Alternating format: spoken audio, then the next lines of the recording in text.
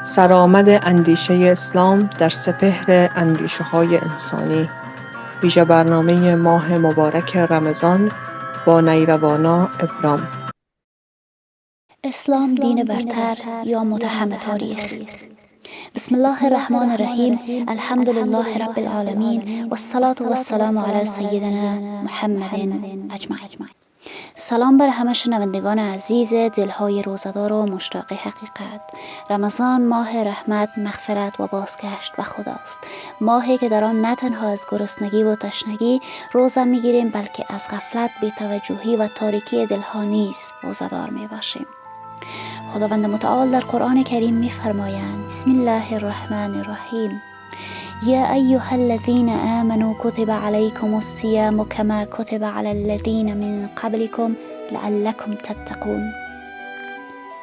ای اهل ایمان، روزه بر شما واجب شد همان گونه که بر پیشینیان شما واجب شده بود، باشد که پرهیزگار شوید.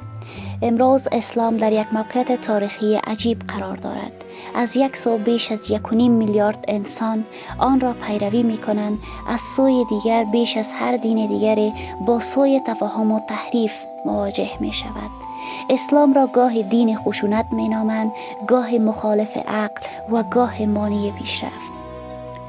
اما یک پرسش مهم و واقعی این است: اگر اسلام چنین دینی است، پس چرا بعد از 14 قرن هنوز زنده است؟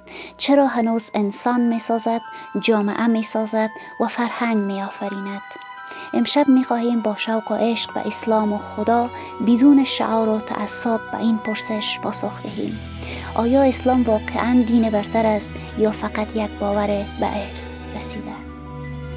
خداوند متعال در قرآن کریم می فرماید: بسم الله الرحمن الرحیم. این الدین عند الله الاسلام. همانا بهترین دین نزد خداوند متعال دین اسلام است. پس این محور برای همه زندگی بشر کافی است.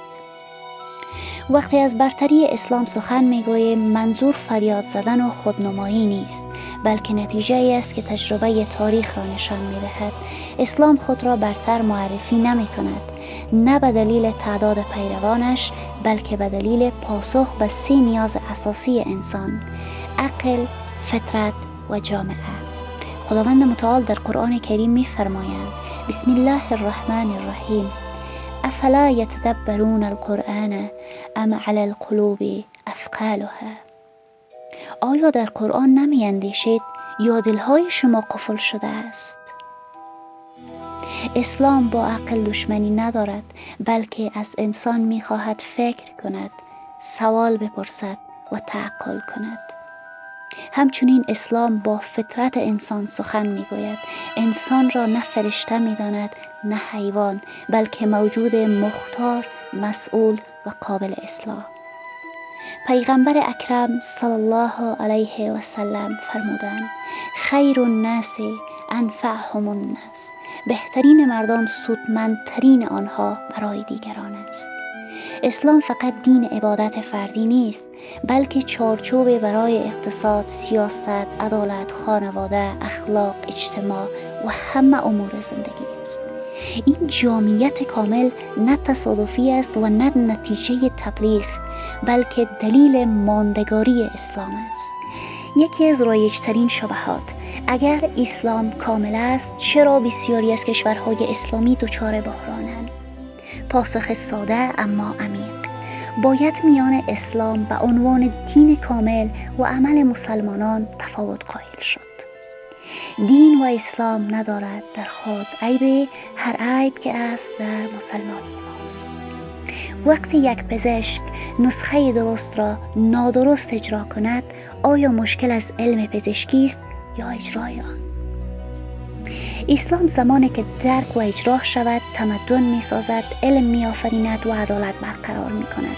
اما هر جا اسلام به ابزار قدرت تبدیل شود یا قربانی جهل و تعصب گردد، نتیجه عقب ماندگی نه به خاطر اسلام بلکه به خاطر فاصله گرفتن از آن است.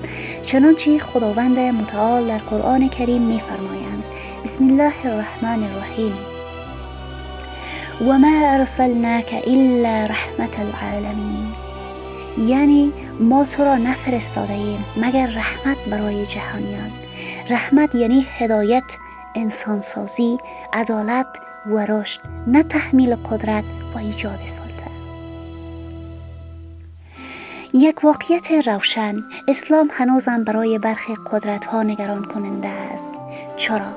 چون اسلام تنها انسان را به عبادت دعوت نمی کند، بلکه او را به عدالت خواهی، آگاهی و مسئولیت فرا می خواند.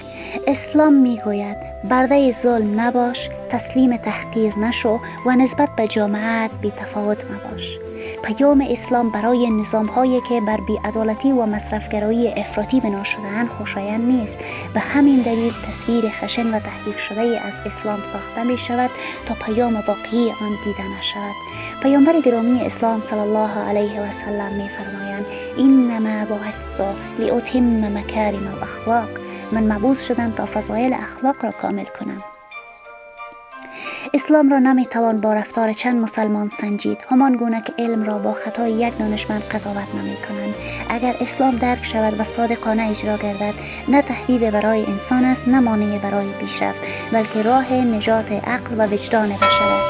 رمضان فرصت است برای بازگشت به اسلام، به اصل اسلام، نه اسلام رسانه ها، نه اسلام تعصب، بلکه اسلام عقل و عدالت و انسانیت.